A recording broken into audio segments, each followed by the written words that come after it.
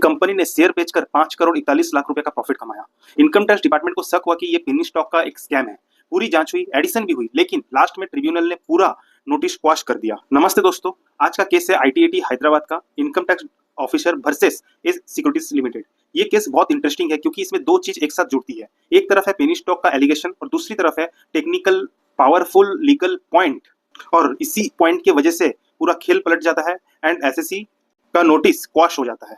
तो केस होती है असेसमेंट ईयर 18-19 से। इस सिक्योरिटीज लिमिटेड ने अपना रिटर्न फाइल किया विद नील इनकम के साथ, लेकिन इनकम टैक्स डिपार्टमेंट को इन्फॉर्मेशन मिली कि कंपनी ने कुछ शेयर्स बेचा जिससे उसे लॉन्ग टर्म कैपिटल गेन हुआ है एंड पूरे 5.41 करोड़ रुपए का। और ये गेन एसएससी ने अंडर सेक्शन 10 सबसेक्शन 38 के अंदर एग्जेम्प्ट क्लेम कर लिया, मतलब टैक्स फ्री।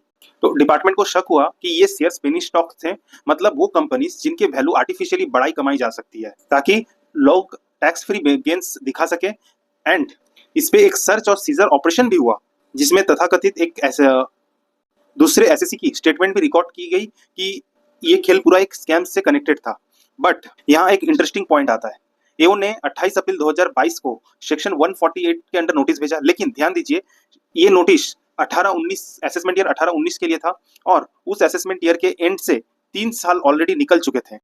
सेक्शन 151(2) साफ कहता है कि अगर 3 साल से ज्यादा टाइम निकल चुका है तो अप्रूवल यानी नोटिस अप्रूवल आपको सिर्फ principal chief commissioner, principal director general या चीफ कमिश्नर डायरेक्टर जनरल जैसी सीनियर अथॉरिटीज से लेनी होगी। लेकिन इस केस में अप्रूवल ली गई थी principal commissioner of income tax से, जो कि अप्रूव अथॉरिटी में फॉल नहीं करती है। अब सवाल ये आता है, क्या सिर्फ एक रॉन्ग अप्रूवल के वजह से 5.41 करोड़ की एक नोटिस क्वाश हो सकती है?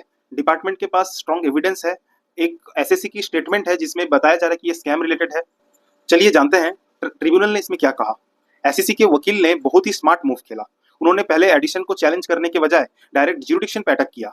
उन्होंने ये पॉइंट रेस किया टेक्निकल ग्राउंड पे कि ये नोटिस टीसीआईटी ने अप्रूव किया है which is beyond his authority. And मैं आपको और एक अच्छा बात बताऊं कि डिपार्टमेंट ने इस पॉइंट को चैलेंज तक नहीं कर सके।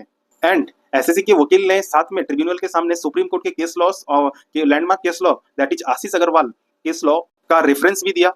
तो साथ में ये नोटिस एक ज्यूडिक्शनल डिफेक्ट का नोटिस बन जाता है, मतलब इसकी जड़ ही गलत है, मतलब रूट ही गलत है। तो अगर रूट गलत है तो इस पे बना हुआ पूरा केस इनवैलिड हो जाता है।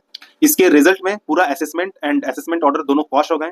तो फ्रेंड्स, ये सिर्फ एक स्टॉक मार्केट का केस नहीं है, ये प्रिंसिपल हर उस टैक्स पेयर के केस पे अप्लाई होता है जो 3 साल के बाद रीअसेसमेंट नोटिस मिला हो एंड उसका ज्यूरिडिक्शन अगर गलत है तो उसका notice and demand order both quash हो सकता है। तो इस केस से हम क्या सीख सकते हैं? अगर इनकेस आपके पास नोटिस आए तो सबसे पहले नोटिस का डेट और असेसमेंट चेक करिए।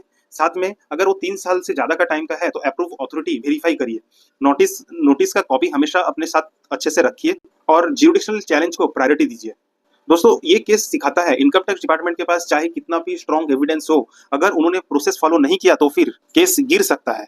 इसलिए हर नोटिस को सिर्फ डर से मत देखिए, उसे लीगली वेरीफाई कीजिए। और अगर आपको ये केस स्टडी हेल्पफुल लगे तो चैनल को सब्सक्राइब कीजिए, बेल आइकन को हिट कीजिए एंड वीडियो को शेयर कीजिए आपके फ्रेंड्स के साथ। थैंक यू फ्रेंड्स, जय हिंद, जय भारत।